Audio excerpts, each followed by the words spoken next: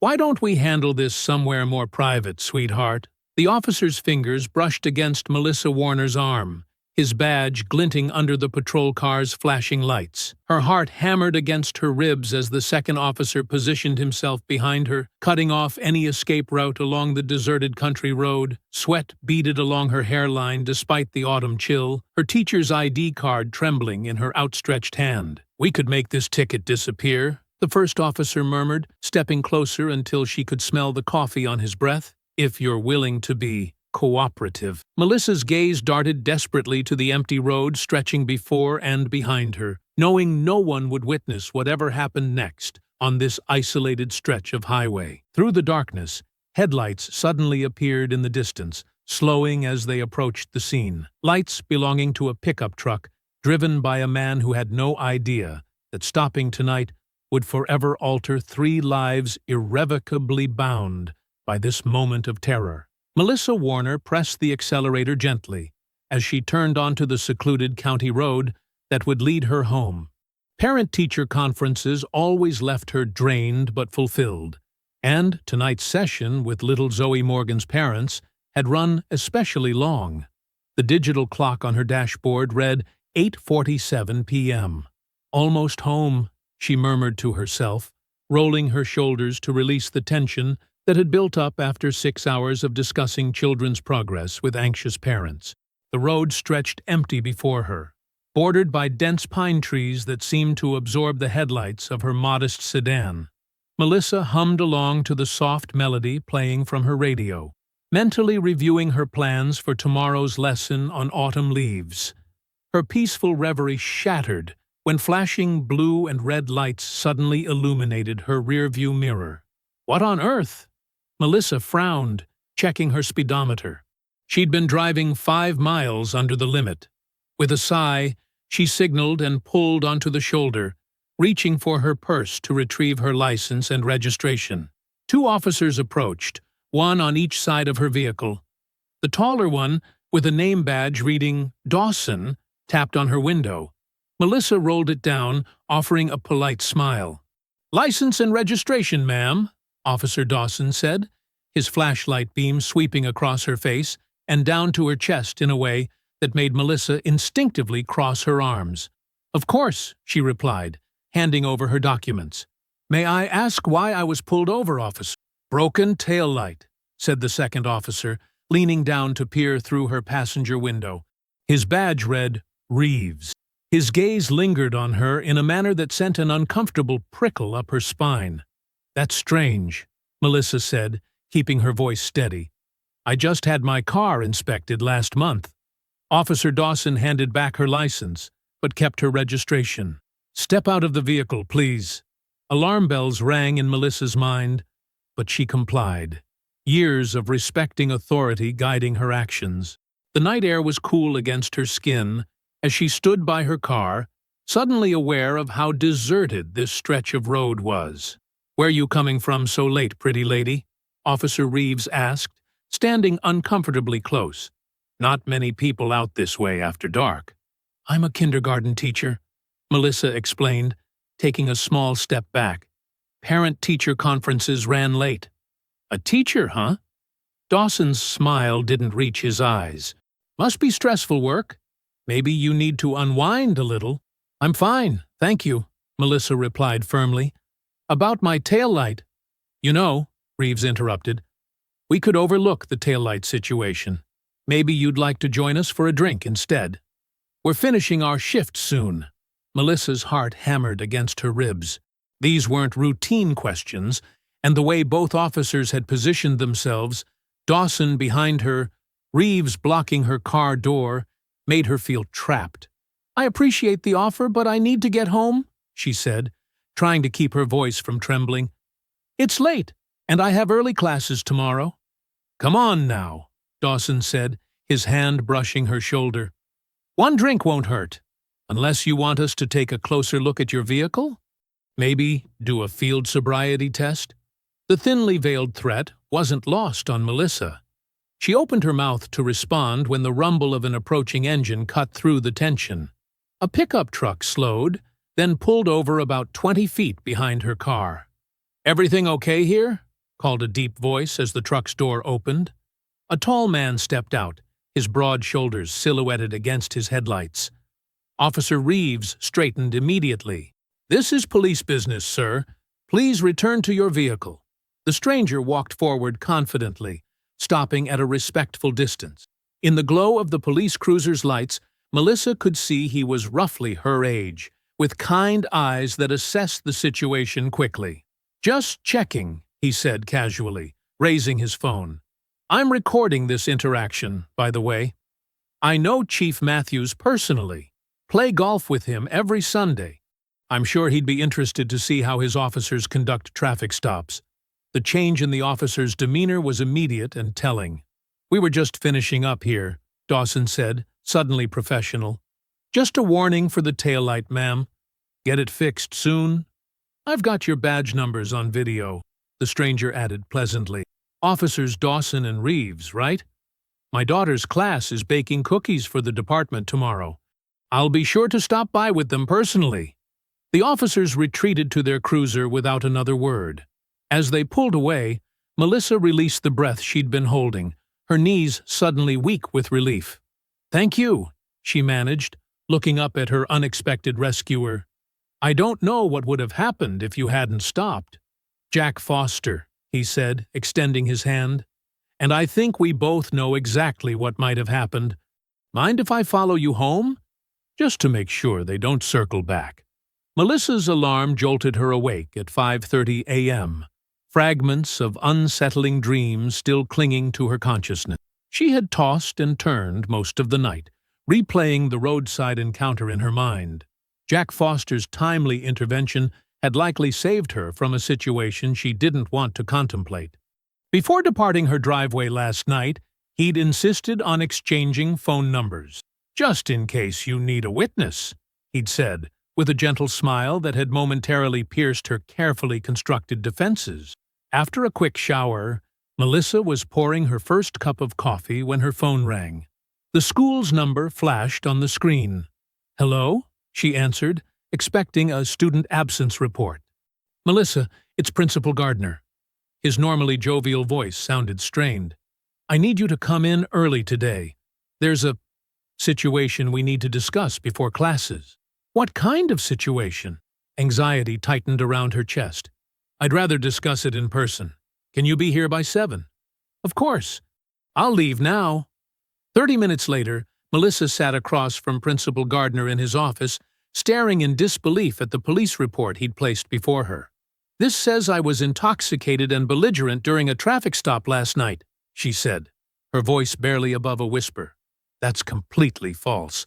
Those officers were harassing me." Gardner sighed heavily. "I believe you, Melissa, but this is serious. The report suggests you made inappropriate advances toward the officers when they declined to issue a citation." "That's absurd." Melissa's hands shook as she pushed the report away. "It was exactly the opposite. They were the ones being inappropriate. Is there anyone who can corroborate your version of events?" Jack's business card was still in her purse. "Yes," she replied, reaching for her phone. "Someone stopped to help me," Jack answered on the third ring. "Melissa, is everything okay?" Her voice caught in her throat. "Those officers filed a false report saying I was drunk and that I acted inappropriately toward them. They're threatening my job." A pause. "I'll meet you in 30 minutes. Where are you?" After arranging to meet at a coffee shop near the school, Melissa turned back to the principal. "I need to handle this before classes start. These allegations are completely fabricated." Gardner nodded sympathetically. "Take the morning. I'll cover your class with the assistant." "But Melissa, the school board takes these matters very seriously. We need to resolve this quickly." The coffee shop was nearly empty when Jack arrived, looking more formal than he had the previous night in pressed khakis and a button-down shirt. He greeted her with a concerned smile. "Thank you for coming," Melissa said, as he sat across from her. "Of course." Jack clasped his hands on the table. "Listen, Melissa, there's something I need to tell you. I never actually recorded anything last night. It was a bluff to get those officers to back off." Melissa's heart sank.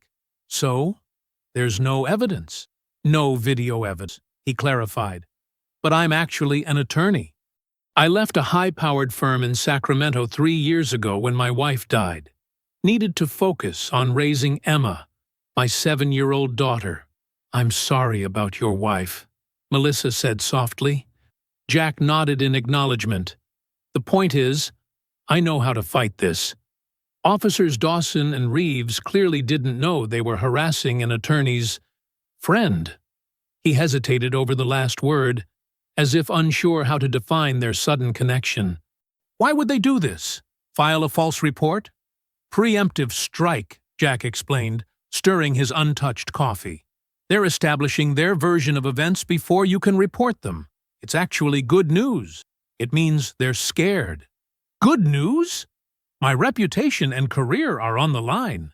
I know, and I'm sorry. Jack reached across the table but stopped short of touching her hand. But this report tells me they have something serious to hide. If we can find other victims, you think there are others? Men like that don't start and stop with one person. If we can build a pattern of behavior, Melissa considered his words, her teacher's instinct to protect others kicking in. Where do we start? Research, Jack replied. Tonight, after I get Emma settled, I'll look into any complaints filed against them. Can you meet me at my place around 7? Despite her hesitation to get further involved with a man she barely knew, even one who had come to her rescue, Melissa nodded. Her career and reputation depended on clearing her name. Here's my address, Jack said, writing on a napkin. And, Melissa? These guys picked the wrong teacher to mess with. As they parted ways outside the coffee shop, Melissa watched Jack walk to his truck. There was something both reassuring and unsettling about placing her trust in a stranger, especially after her ex-fiancé's betrayal had taught her the painful cost of misplaced faith. Yet, something about Jack Foster's steady gaze and quiet confidence made her believe that perhaps, this time, her trust wasn't misplaced. Back in her classroom, preparing for the students' arrival, Melissa opened her laptop and typed Officers Dawson Reeves complaints into the search engine. The first result made her breath catch. A buried news article from 2 years ago about misconduct allegations that had mysteriously disappeared from public record. Her phone buzzed with a text from Jack. Found something important. Need to discuss ASAP. The evening air carried a crisp autumn chill as Melissa pulled into the driveway of Jack's modest craftsman-style home. Pumpkins flanked the front steps, and warm light spilled from the windows.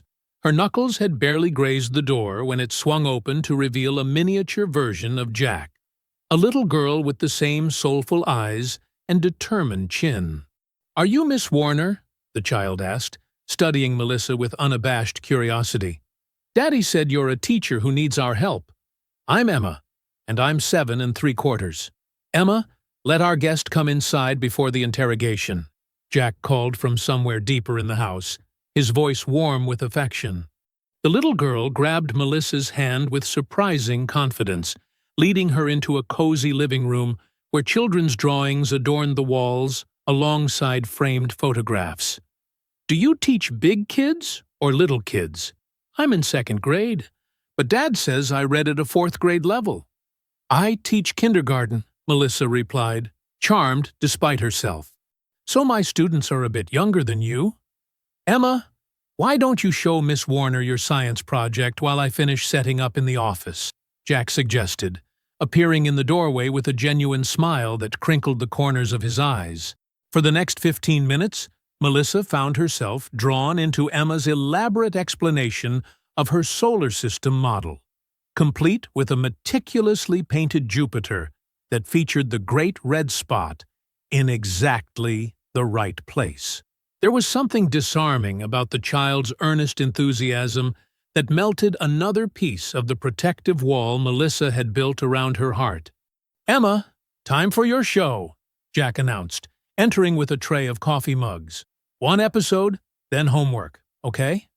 Once Emma was settled in front of a science program in the adjacent room, Jack led Melissa to a small home office.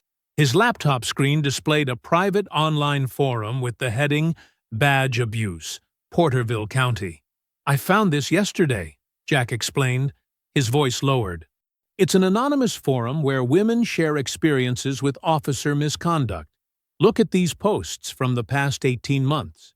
Melissa scrolled through disturbing accounts from at least a dozen women describing encounters with Officers Dawson and Reeves, inappropriate comments, suggestive behavior, and implied threats during traffic stops.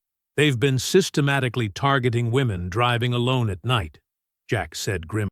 "Most are too frightened to file formal complaints. Why hasn't anyone stopped them?" Melissa asked, her stomach knotting with anger. "Small-town politics.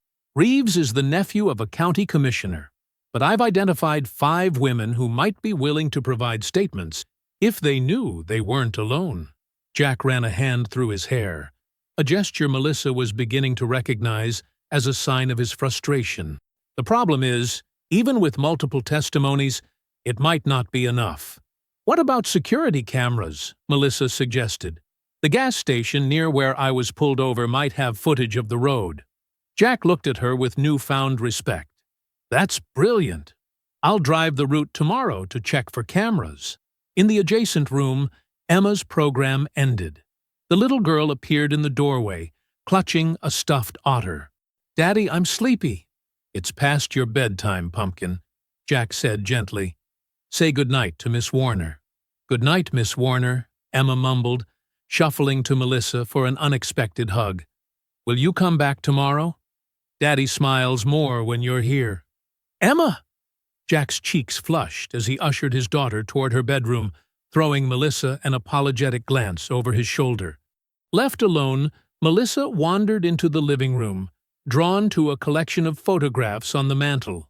In one, a younger Jack stood beside a beautiful dark-haired woman holding a newborn Emma. Their happiness radiated from the image, making Melissa's chest tighten with an emotion she couldn't quite name. "That's Catherine," Jack said softly from behind her. She was diagnosed with an aggressive form of leukemia 6 months after that picture was taken. Melissa turned to find him standing in the doorway, vulnerability etched across his features. "I'm so sorry, Jack." He nodded, moving to sit on the sofa. "I was a workaholic back then, billing 80 hours a week at a corporate law firm. After she got sick, I took a leave of absence, but it was too late for all the moments I'd missed." He stared at his hands. "When she died, I promised myself Emma would always come first. We moved here for a simpler life." The confession hung in the air between them, a bridge of shared pain. "My fiancé left me for my best friend 3 years ago," Melissa found herself saying. "The wedding was 6 weeks away when I found them together." She hadn't spoken of it in over a year. Yet somehow, in Jack's quiet living room, the words flowed easily. "I threw myself into teaching after that. Safer to care about other people's children than risk my heart again." Jack's gaze met hers, understanding flowing between them. "We're quite the pair, aren't we?" Emma's soft snoring drifted from the hallway, breaking the moment. "I should go," Melissa said, standing. "Will you call me when you check the gas station tomorrow?" At the door, Jack hesitated. "Melissa, I want you to know, I'm in this until those officers are held accountable. You're not alone in this fight." Driving home, Melissa realized that for the first time since her heartbreak, she was beginning to believe that might be true, of more than just her battle with corrupt police officers. "And that's why leaves change color in autumn," Melissa concluded, watching her kindergartners' fascinated faces as they examined the collection of red and gold maple leaves on their tables. Despite the stress of the past 24 hours, she found solace in the innocent curiosity of 25 5-year-olds. "Miss Warner, did the leaves forget their green crayons?" asked freckle-faced Noah, prompting giggles from his classmates. Melissa smiled. "Not exactly. Remember, the green color was always hiding inside the leaves." But a knock at her classroom door interrupted her explanation. Her teaching assistant, Brenda, poked her head in. "Sorry to interrupt, but there's someone here to see you during your planning period." Through the glass panel, Melissa spotted Jack, looking unexpectedly professional in a navy blazer. She nodded to Brenda. "I'll be right there. Class, please continue sorting your leaves by color with Mrs. Sanchez." Jack waited in the corridor, hands in his pockets. "I hope I'm not interrupting," he said. "I drove the route this morning and found something." "The gas station cameras?" Melissa asked, hope rising in her chest. "Yes. The manager's name is Frank Sullivan. He's reluctant to get involved, but the cameras definitely cover the stretch of road where you were pulled over." The school bell rang, signaling the start of lunch period. Children streamed into the hallway around them. "My planning period starts now," Melissa said. "Can we go there?" 20 minutes later, they stood in the cramped back office of Porterville Gas and Mart, where a heavy-set man in his 50s frowned at them from behind a cluttered desk. "I don't need trouble with the police," Frank Sullivan grumbled, fingers fidgeting with a coffee-stained mug. "They patrol this area regularly." Jack leaned forward slightly. "Mr.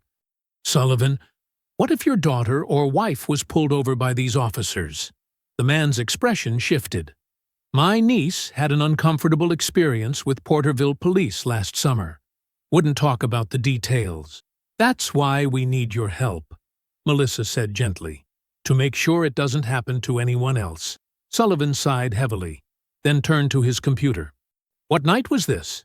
After several minutes of scanning through grainy footage, Sullivan found the time frame. Although distant, the camera clearly showed Melissa's car being stopped, the officer's positioning, and Jack's truck arriving. There was no audio, but the officer's body language, standing too close, gesturing inappropriately, corroborated Melissa's account. "Can you make us a copy?" Jack asked. Sullivan hesitated, then nodded. "Give me your email, but if anyone asks, I know nothing about this." Outside in the parking lot, Melissa felt a surge of vindication. "This changes everything, doesn't it?" Jack nodded, the afternoon sun highlighting the stubble on his jaw. "Combined with the testimonies I've gathered from 3 other women willing to come forward, we have a solid case." Impulsively, Melissa hugged him, pulling back quickly when she realized what she'd done. "Sorry, I'm just so relieved." Jack's eyes lingered on hers. "No apology needed." He cleared his throat. Would you like to have dinner with Emma and me tonight, to celebrate this breakthrough?" Something warm unfurled in Melissa's chest. "I'd like that very much." That evening, Melissa found herself in Jack's kitchen, chopping bell peppers while Emma carefully set the table, with what she solemnly informed Melissa were the fancy napkins, for important guests only. "Dad says you're helping catch bad guys," Emma said, placing a fork with exaggerated precision. "Like superheroes." "Your dad's the real hero," Melissa replied, watching Jack stir pasta sauce at the stove. He stopped to help when he didn't have to. Jack glanced over his shoulder with a smile that made Melissa's pulse quicken. "Teamwork makes the dream work, right, Emma?" "That's what my soccer coach says," Emma exclaimed. "Miss Warner, can you help me with my project about heroes tomorrow?" "It's due Monday." "If your dad doesn't mind," Melissa answered, surprised by how much she wanted to say yes. "Mind? Are you kidding?" Jack transferred the pasta to a serving bowl. "You'd be saving me from hot glue gun burns and an emergency trip for poster board at 10 p.m. Sunday." Dinner was filled with Emma's chatter about school and Jack's surprisingly amusing stories about small-town legal work. As they prepared dessert, ice cream with chocolate sauce, Jack's hand brushed Melissa's, sending an electric current up her arm. Their eyes met briefly, acknowledgement passing between them of something new taking root. Later, after Emma fell asleep on the couch during a family movie, Jack carried her to bed, while Melissa gathered their empty mugs. "She's exhausted," Jack said, returning to the kitchen. "Crashed before the princess even met the dragon." "She's wonderful," Melissa said sincerely. "You're doing an amazing job with her." "Some days, I'm not so sure." Jack leaned against the counter beside her. Being both mom and dad isn't easy. You're not alone, Melissa said softly, then added hurriedly, I mean, you have friends, community? And now we have you, Jack said, his voice low and warm. The simple statement hung between them, heavy with possibility. As Melissa drove home later, she realized she'd spent the entire evening without once thinking about the officers or the false report. Instead, her mind kept returning to the way Jack's eyes crinkled when he laughed, how gently he tucked the blanket around Emma, and how, for the first time in years, she was beginning to imagine herself fitting into someone else's life, not just as a teacher or friend, but as something more permanent and precious. Morning sunlight filtered through the blinds of the community center meeting room, where Melissa sat beside Jack, facing three women who had agreed to share their experiences with Officers Dawson and Reeves. The atmosphere was tense with unspoken trauma and hesitant courage. I just want to thank you all for coming, Jack began, his voice gentle but firm. I know this isn't easy. The first woman, Dana, a nurse in her early 30s, twisted her wedding ring nervously. When my husband's deployed, I work night shifts. 2 months ago, they pulled me over, said my registration was expired. It wasn't. She described an encounter disturbingly similar to Melissa's. Inappropriate comments, standing too close, suggesting they could work something out. The second woman, Tara, worked at the university library. I was too scared to tell anyone. Who would believe me over 2 officers? Her voice cracked.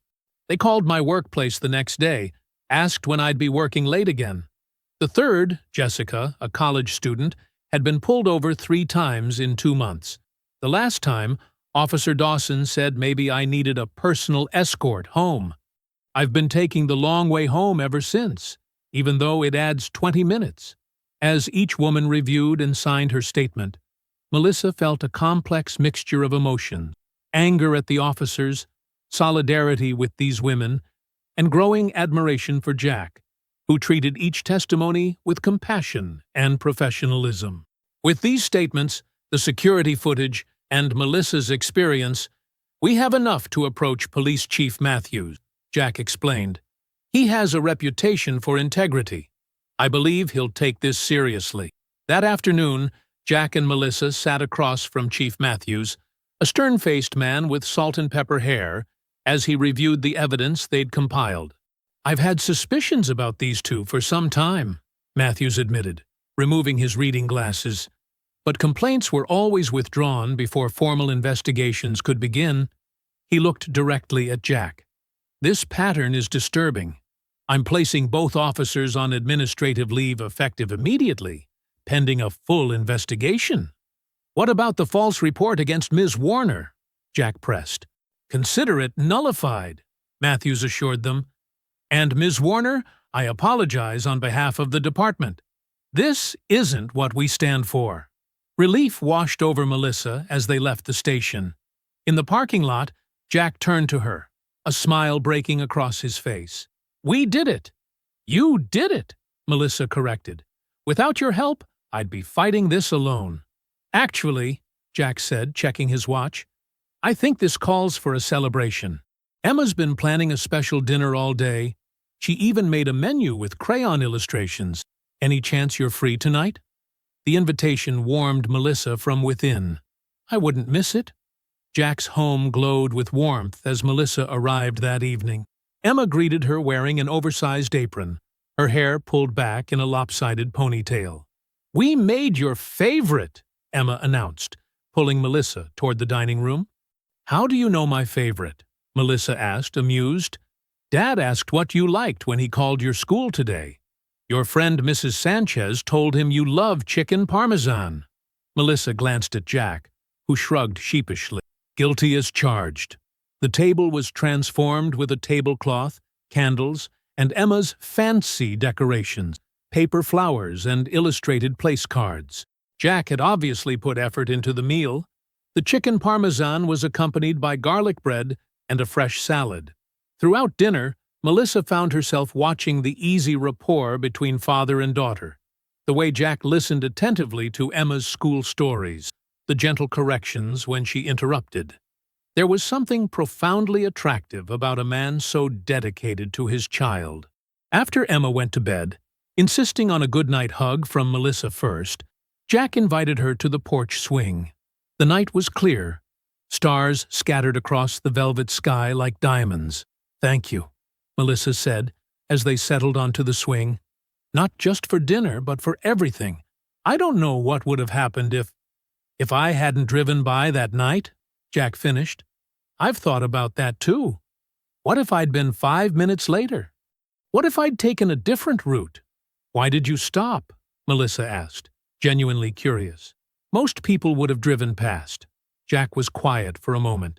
"After Catherine died, I spent a lot of time angry at the world, at God, at myself for not being able to save her."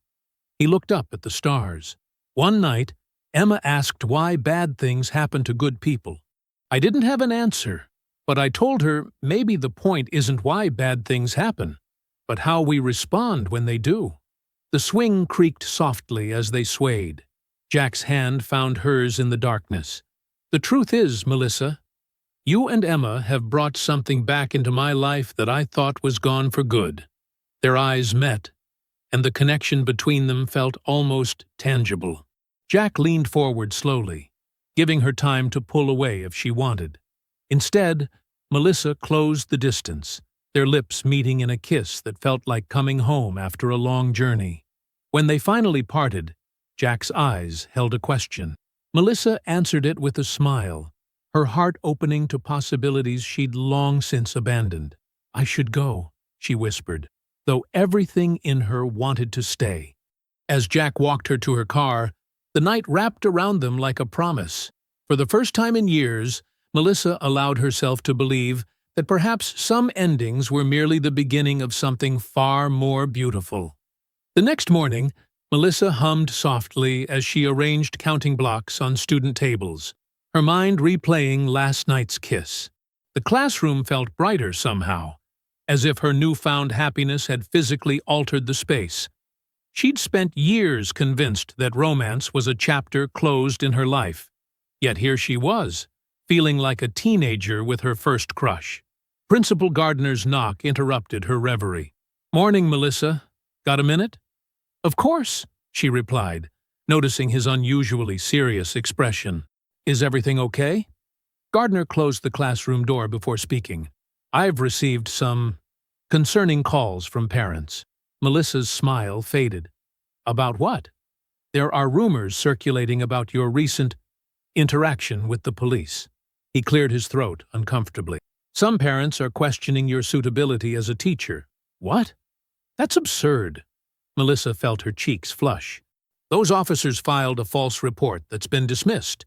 Chief Matthews himself apologized to me." Gardner raised his hands placatingly. "I believe you, Melissa.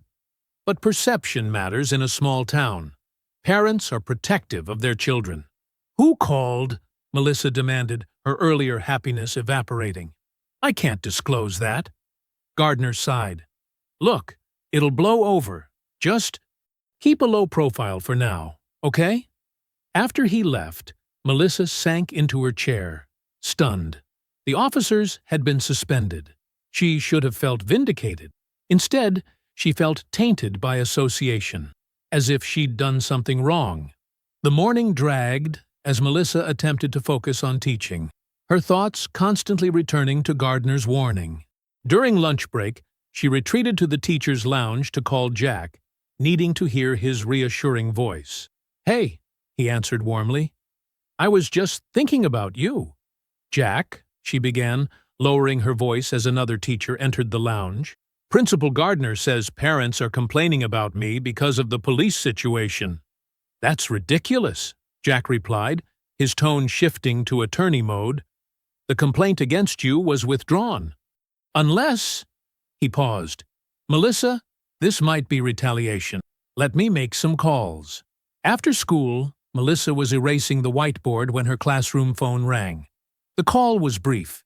Chief Matthews requesting she come to the station immediately. Jack was already there. Her stomach knotted with dread as she drove to the police station. Inside, she found Jack in heated conversation with Chief Matthews in the lobby. "What's happening?" she asked, noting their tense expressions. Matthews looked genuinely troubled. "Ms. Warner, during a routine inspection of your classroom for the upcoming safety drill, the janitor discovered something concerning in your desk drawer." He placed an evidence bag on the counter containing a small plastic baggie of pills. "Care to explain this?" "That's not mine," Melissa gasped, her voice rising. "I've never seen those before in my life.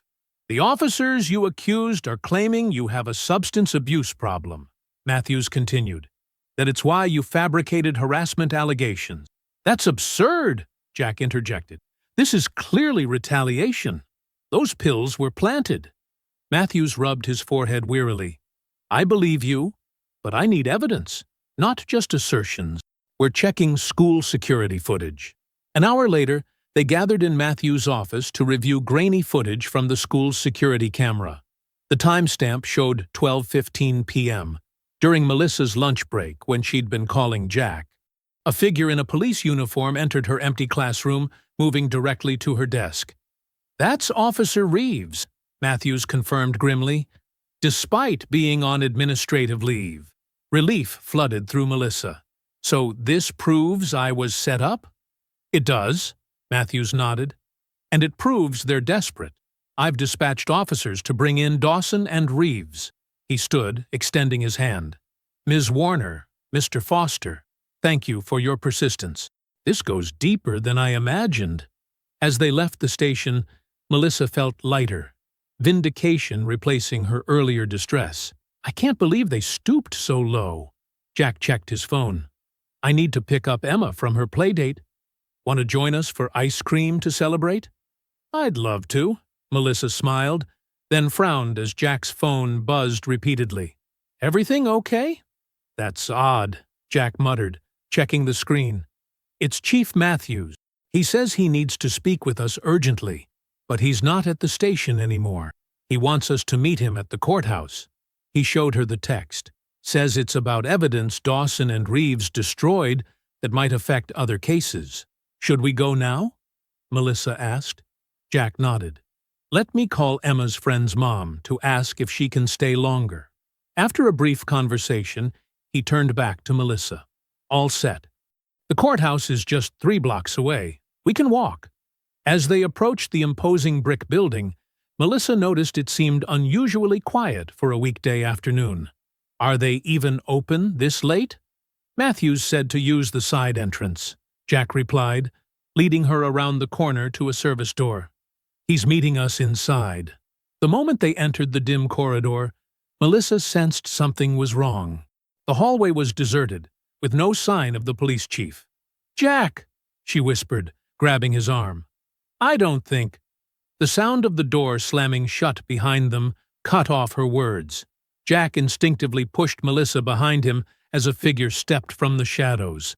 Not Chief Matthews, but Detective Collins, a man Melissa recognized as Reeves's partner. "Foster," Collins said coolly, "you and the teacher need to drop this witch hunt. Now." "Where's Matthews?" Jack demanded. Collins smirked. "Chief never texted you, but I thought we should have a chat about what happens to people who make trouble in this town." Jack reached for his phone, but Collins was faster, knocking it from his hand. "No calls. Just listen. This can end one of 2 ways. You both walk away and forget everything, or things get very unpleasant for the teacher here." Melissa's heart hammered against her ribs as she realized the depth of corruption they were facing. It wasn't just 2 rogue officers, but a systemic problem that reached higher than they'd. Detective Collins loomed over them in the dimly lit courthouse corridor, his badge gleaming dully under the emergency lights. "You have until tomorrow to withdraw all complaints and statements. Otherwise, we'll make sure more than just pills are found in your classroom, Ms. Warner." Jack stepped forward, his voice steady despite the tension evident in his shoulders. "You're threatening a witness, Detective. That's a federal offense." "Prove it," Collins retorted with a cold smile. "No cameras here, counselor. Just your word against mine." He checked his watch. Think carefully about your next move. Some battles aren't worth fighting. As Collins retreated down the hallway, Melissa released the breath she'd been holding. Jack, they're not going to stop.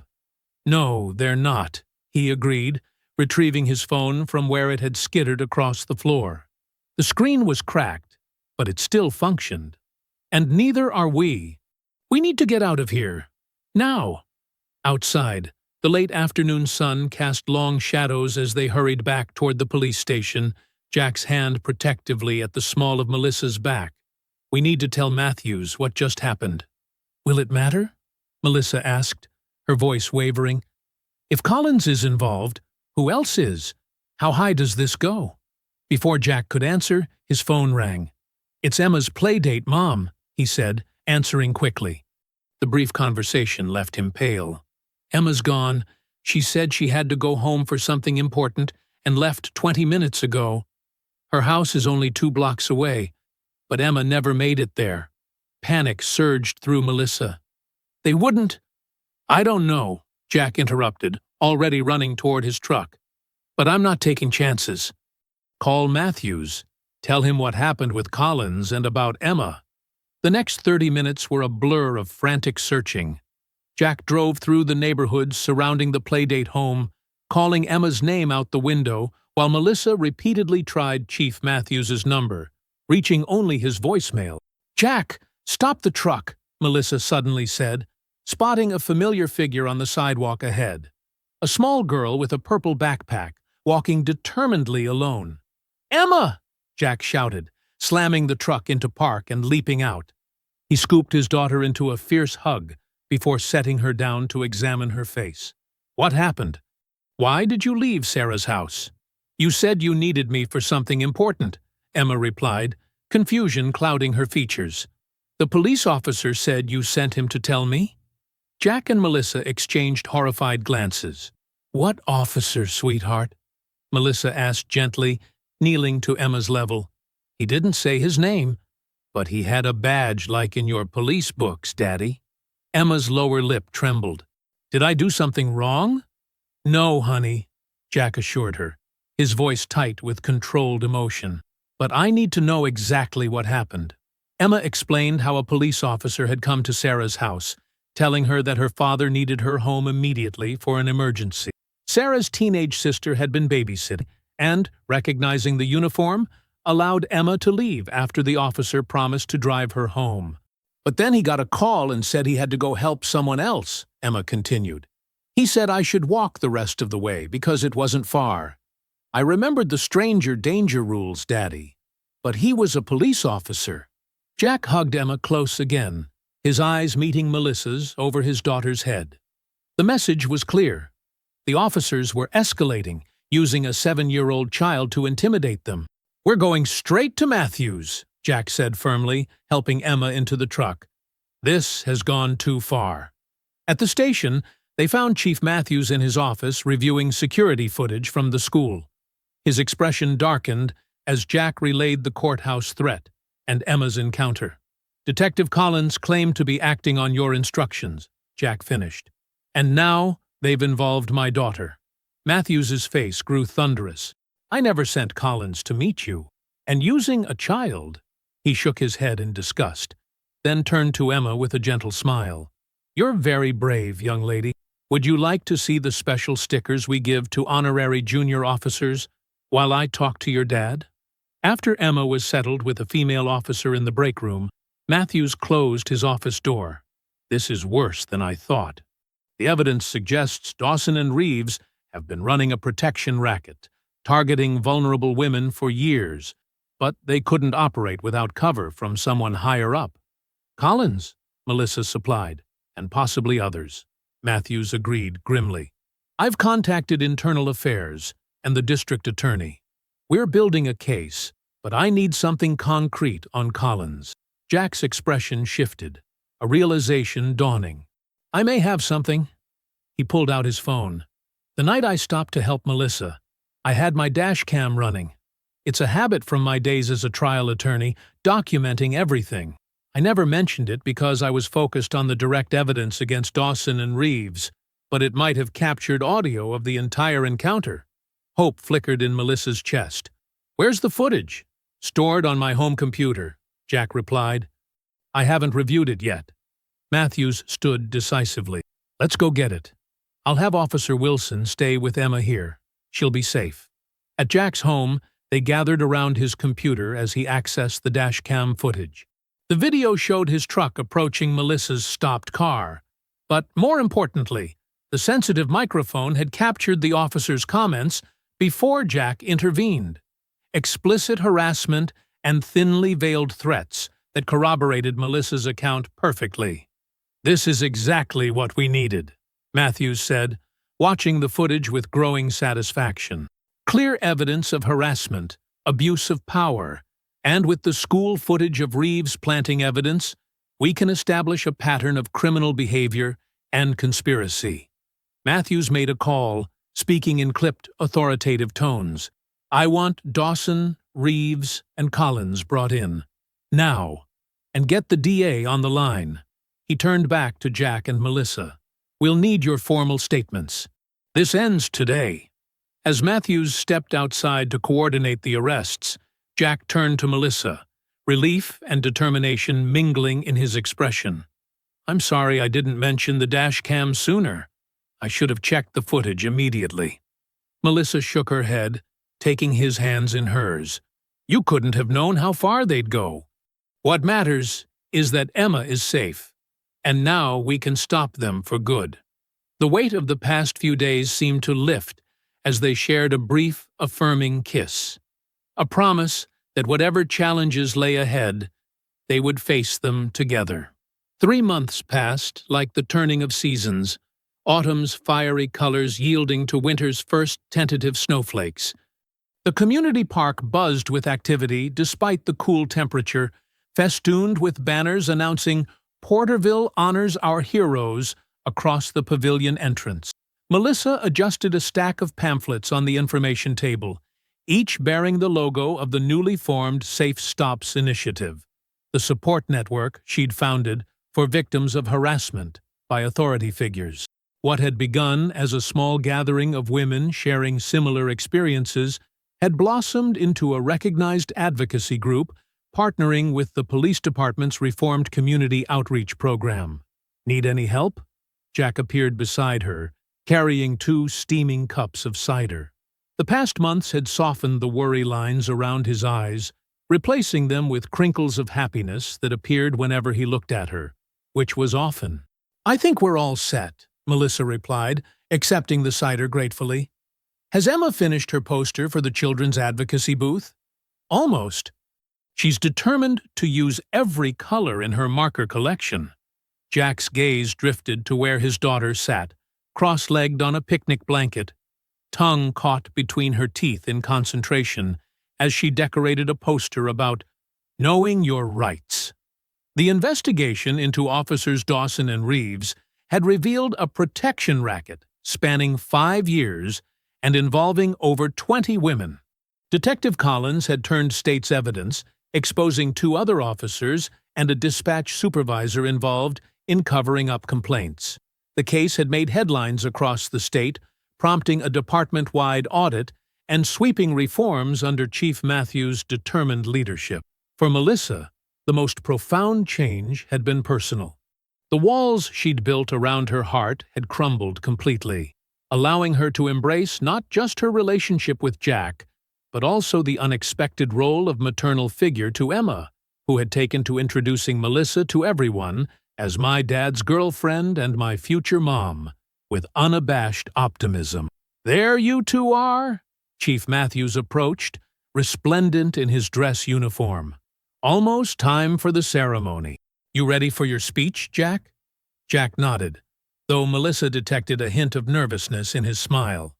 "As ready as I'll ever be for public speaking." "You'll be wonderful," she assured him, straightening his tie. "Just speak from the heart, like you always do." The ceremony began at noon, the mayor delivering opening remarks about community trust and accountability before introducing Chief Matthews, who spoke about the department's commitment to reform. Then came Jack's turn at the podium. 3 months ago, I was driving home from a late meeting when I noticed a traffic stop that didn't look right. He began, his voice growing stronger as he recounted that fateful night. What followed was a journey none of us expected, one that exposed corruption, but also revealed the true character of this community. As Jack continued his speech, praising the courage of the women who came forward and the integrity of officers like Chief Matthews who stood for justice, Melissa felt Emma's small hand slip into hers. "Dad practiced his speech all week," Emma whispered. "He wanted it to be perfect, because he said today is special, for lots of reasons." Melissa smiled down at the little girl. "Your dad does everything with his whole heart, doesn't he?" Emma nodded solemnly, "Just like loving us." Before Melissa could process those words, Jack's voice drew her attention back to the podium. "Today isn't just about recognizing wrongdoing or celebrating reforms," he was saying. "It's about acknowledging that sometimes the most important moments in our lives arrive disguised as ordinary days. If I hadn't driven down that road at that exact moment 3 months ago, I wouldn't have met the woman who reminded me that courage and love are two sides of the same coin."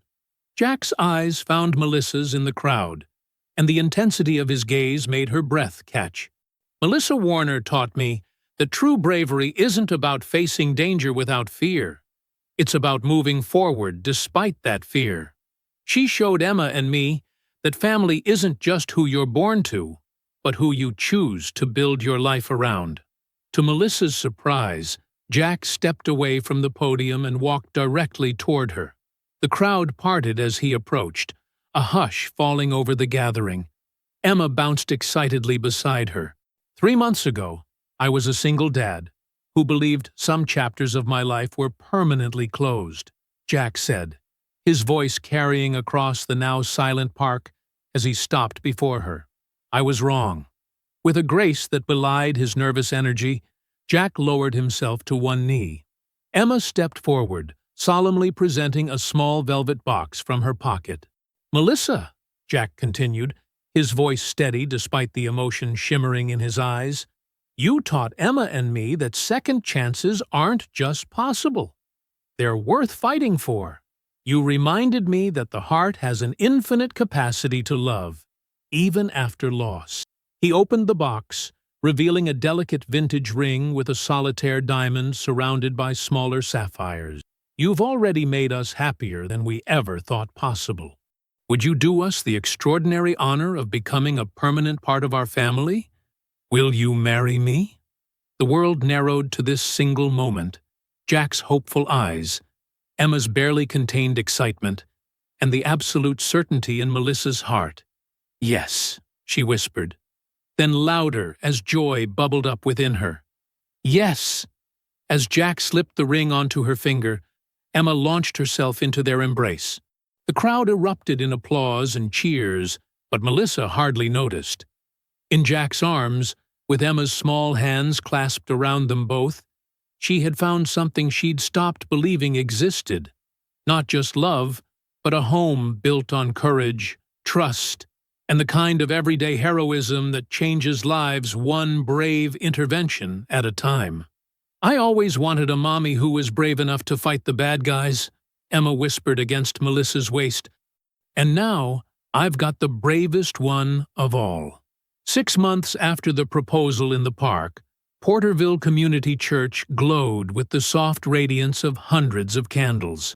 White lilies and blue hydrangeas adorned the pews, their delicate fragrance mingling with the scent of polished wood and anticipation.